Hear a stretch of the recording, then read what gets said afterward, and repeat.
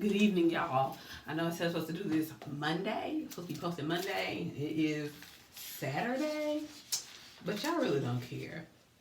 I said I was gonna do it, so I'm gonna do it. I'm not gonna do no editing. I'm just gonna record it because I feel like what I'm about to say is like, duh, you already know.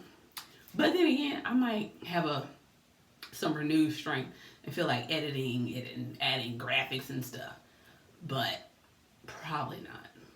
Because today I'm talking about saving, making, and budgeting.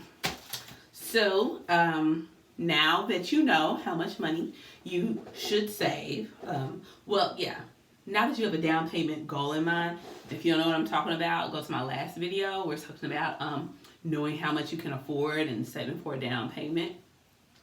So watch that, you'll know. But just so you know, you're supposed to save, try to have at least a 20% down payment. So 20% of the sales price of the house, that's what you want, ideally, for a down payment on a home.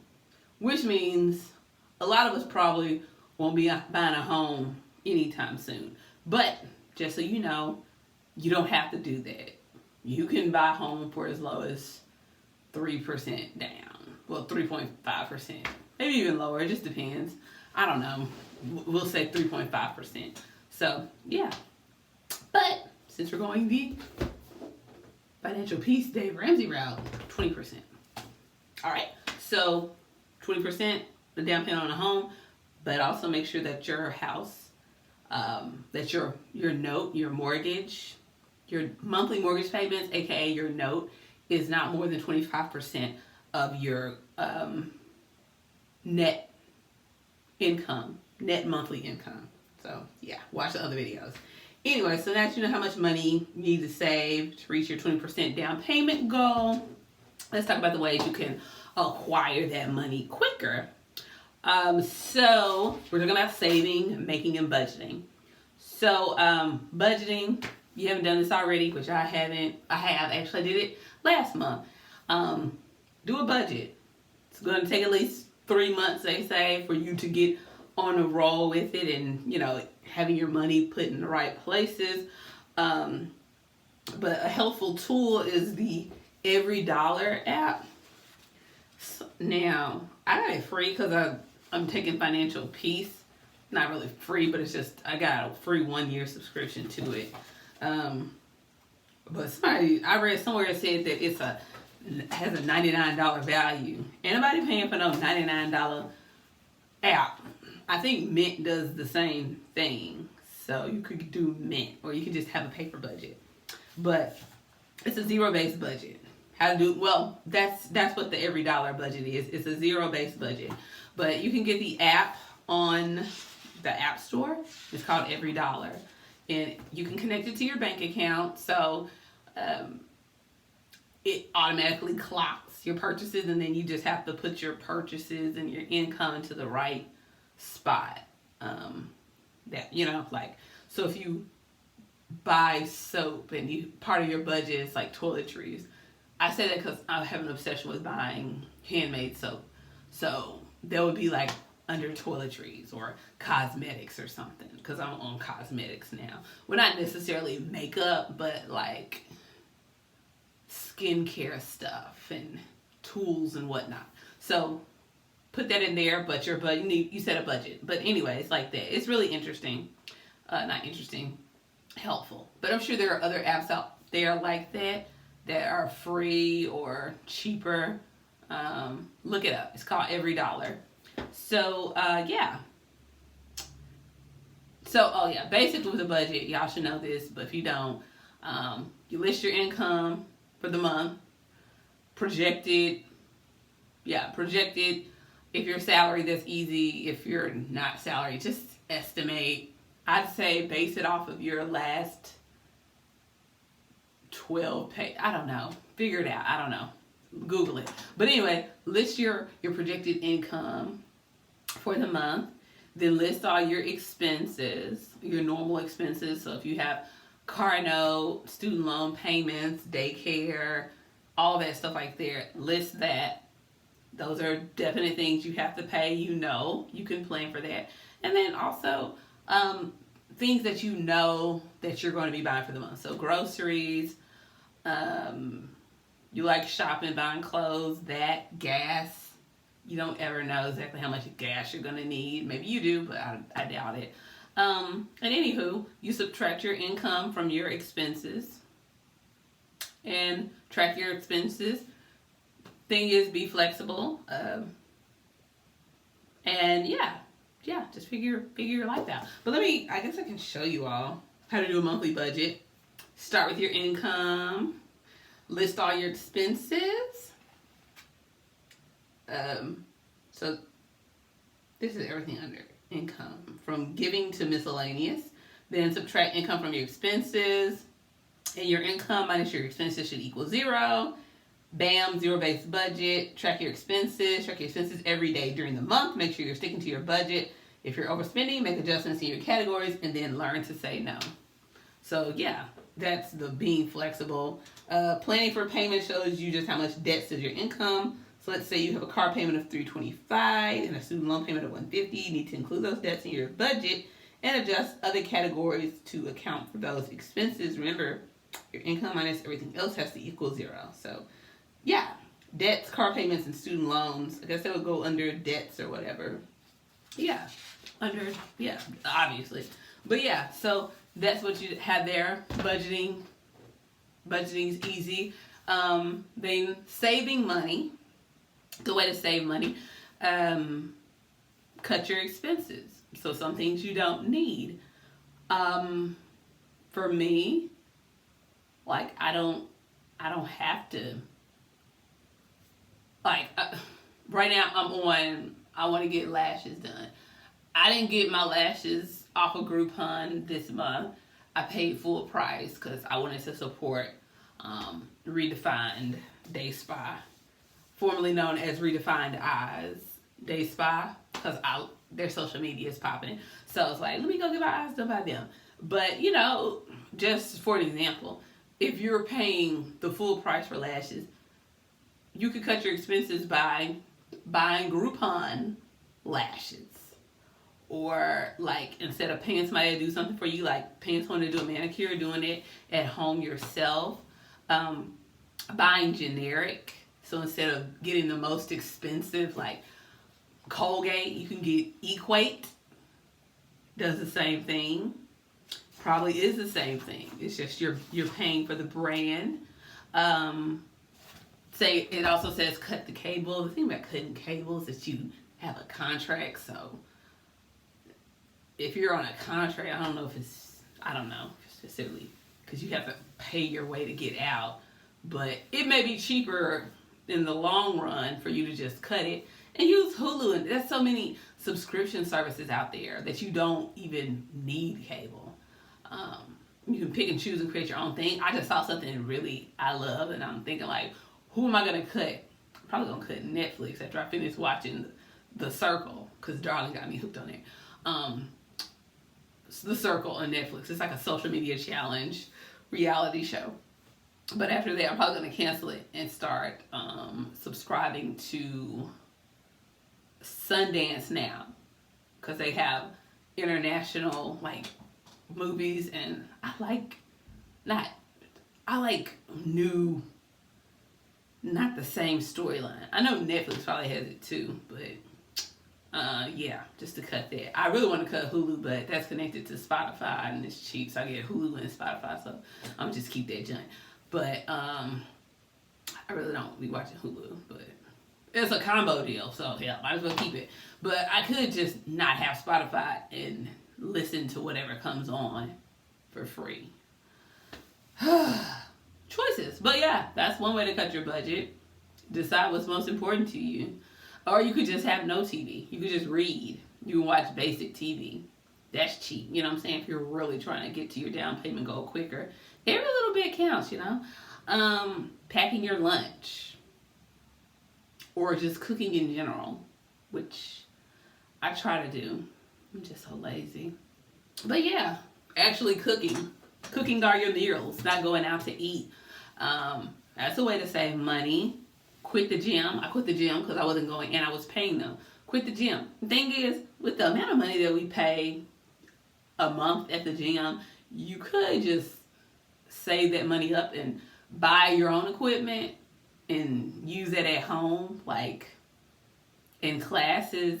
You can, like, a lot of churches and places just have where you can just come in and take the class for like $5. So, or you could subscribe to something online and do classes at home. But I also know that there's the importance of building community and connecting with other people. So that's why some people join the gym.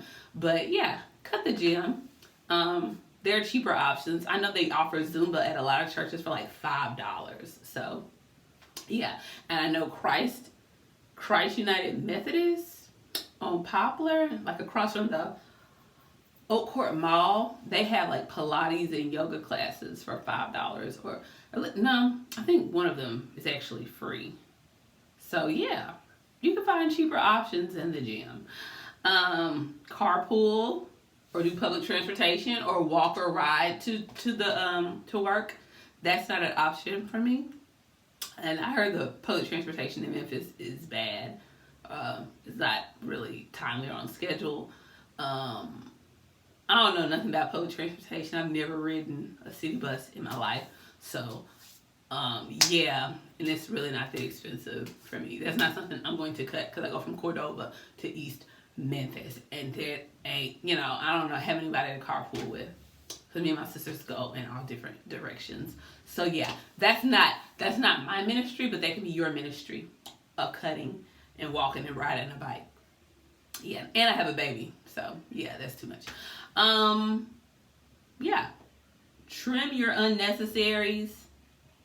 You don't have to buy clothes every month. Yang. Yeah, just some things are unnecessary. You don't need them. You don't need to get your nails done.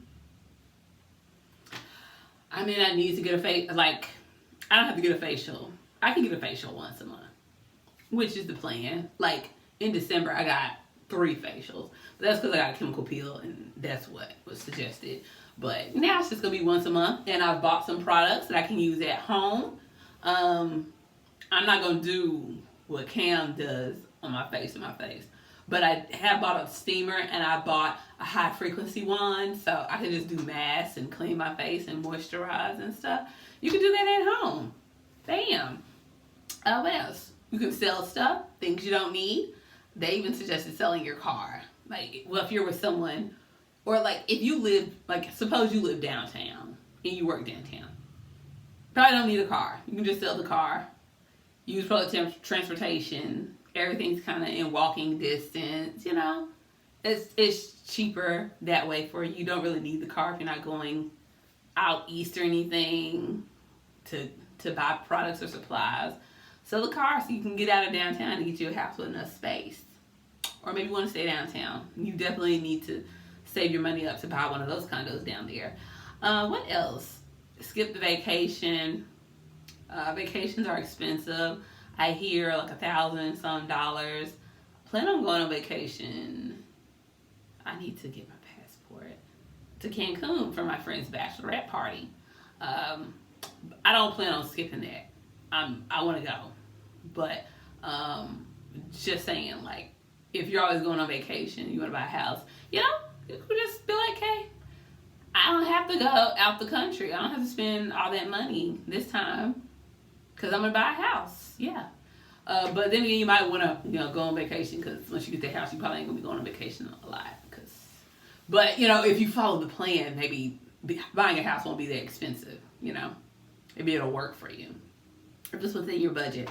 They say use your tax refund towards your down payment. So instead of splurging it on whatever, I don't know. I used my tax refund last year to put a down payment on my car. And I plan on this year to pay off my car. I don't know how much I'm going to get, but I want to pay off my car, even though I don't want the car anymore. But still, it's so small. But yeah, I get over it. It's just 2 people in the car. Who cares? But yeah, pay off your car, pay off a debt. Yeah, I guess in my case, I do pay off a debt. I don't really be saving for a down payment because the plan I'm on, I need to pay off all my debts. So pay off debts to get closer to be able to buy a house. Yeah. And then finally, so we talked about budgeting, we talked about ways of saving money and near ways to start making money. You can work overtime if your job allows you. So instead of running up out of there, say, hey, can I work some overtime? Pick up shifts if, that's how your work situation is. Work for someone. Find out if there's a way you can get bonuses or commissions at work. Get that and use that money towards your down payment. You can get a second job. I wish I could get a second job, but I'm a single parent and I like to spend as much time as I can with my daughter because I work 9 to 5, Monday through Friday. So I want to be there for her. So I'm not going to get a second job, but I can work overtime sometimes with permission. Or start a side hustle. Side hustles, everyone's got one. I'm just loving it. I'm seeing people do their things. The dude that started Buff City Soap, because I'm obsessed with Buff City, he started making the soap out of his garage. And I know he was he went to law school and he was going to be a public defender. But the whole Buff City Soap thing kicked off and he was like, now I got this soap company that's just popping and I'm franchising it out and I'm getting to the money. A side hustle, something you're passionate about can turn into a career, You went to school and now you got a side hustle that's a career that's making you a whole lot of money. And if that's the case, and it's like, hey, I can pay cash for a house. So yeah, tap into your side hustle. If you can do hair, do that. I can do hair, like braids and stuff. The extension kinds. I don't really know how to braid to the scalp. Do that for people. Take one of them classes to learn how to do lashes. I know it's an oversaturated market, but if you're really good at it, you can do it. Like, you can probably do it for cheaper than other people, which may not be something you necessarily want to do because it seems like it's a very tedious thing to do, and I can understand why people would want to charge you like $100 if I'm like putting lashes on each of your eyelashes. But, eyelash, it's only so many hairs in the eyelash area. It's not like I'm putting single strands on each strand of your head. But still, it's very tedious. But, if you could just do it for $75, and people come to your house, you go to their house, and you're good at it, even if you're not good, you're charging $75. That's cheaper than most people charge.